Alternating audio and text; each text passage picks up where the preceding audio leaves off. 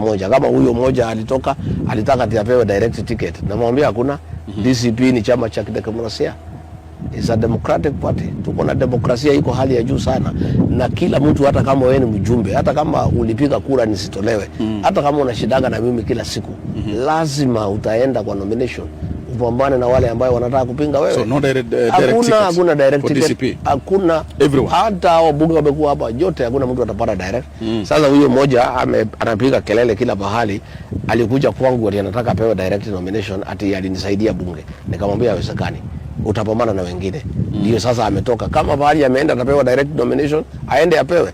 Atakutana na mtu ya DCP, yule atachaguliwa kwa nomination na watu ya eneo hilo, wakutane pale katikati. Kwa hivyo Kilio Malala hana shida, na waachane na huyu kijana.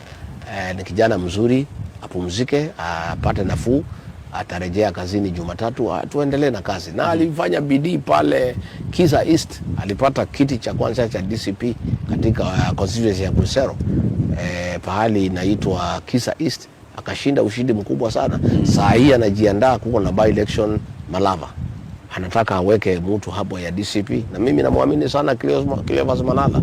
Ni kijana iko na bidii, na tuko pamoja na tutatembea pamoja. Ndio. Ni hayo tu.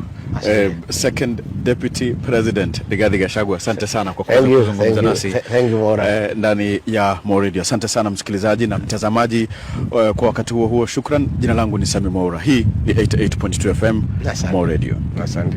Mo Radio 88.2 FM. We are in charge.